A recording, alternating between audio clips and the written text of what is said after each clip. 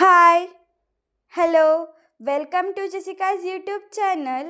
ಇವತ್ತು fried rice ಹೇಗೆ ಮಾಡೋದು ಅಂತ ನೋಡೋಣ. ಅದಕ್ಕೆ ಬೇಕಾಗಿರುವ ingredients: onion, beans, carrot, chilli, cabbage and ದಪ್ಪ ಮೆಣಸಿನ್ಕಾಯಿ, ಕ್ಯಾಪ್ಸಿಕಮ್ ಕೂಡ ಬೇಕಾಗಿರುತ್ತೆ.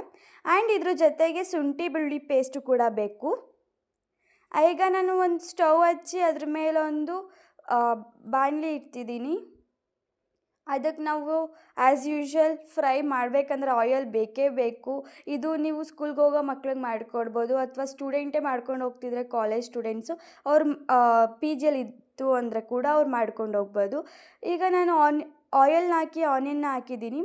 ಫ್ರೈ ಮಾಡಬೇಕು, ಅದು ಹಸಿ ಸ್ಮೆಲ್ ಹೋಗೋವರೆಗೂ. ನೋಡಿ, ಈ ರೀತಿ ಹೋಗಿದೆ. ಆಗ ನಾವು ಕಟ್ ಮಾಡಿ ಇಟ್ಟಿರುವಂಥ ಎಲ್ಲ ವೆಜಿಟೇಬಲ್ಸ್ನೂ ಕೂಡ ಆ್ಯಡ್ ಮಾಡಬೇಕು. ಅದನ್ನು ಕೂಡ ಚೆನ್ನಾಗಿ ಬೇಯಿಸ್ಕೊಬೇಕು. ನಿಮಗೆ ಅದು ಬೆಂದಿದೆಯಾ ಇಲ್ವಂತ ಗೊತ್ತಾಗಲ್ಲ ಅಂದರೆ ಯಾವುದಾದ್ರೂ ಒಂದು ವೆಜಿಟೇಬಲ್ ಅದರಿಂದ ತೆಗೆದು ಪೀಸ್ ಮಾಡಿ ನೋಡಿ. ಅದು ಈಸಿಯಾಗಿ ಕಟ್ ಆಗ್ತಿದೆ ಅಂದರೆ ಇದು ಬೆಂದಿದೆ ಅಂತ ಹೇಳ್ಬೋದು. ಚೆನ್ನಾಗಿ ಫ್ರೈ ಆದಮೇಲೆ ನೋಡಿ, ಕಲರು ಕೂಡ ಚೇಂಜ್ ಆಗಿರುತ್ತೆ. ಅವನಿಗೆ ಫ್ರೈ ಮಾಡ್ತೀರಿ.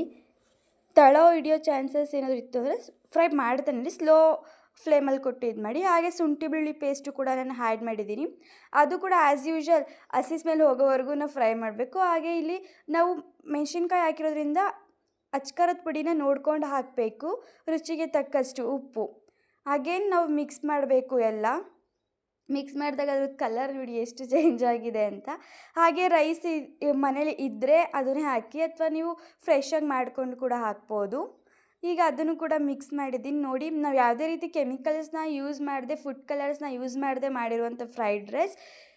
ಇದು ಹೆಲ್ತಿಗೂ ಕೂಡ ಒಳ್ಳೆಯದು.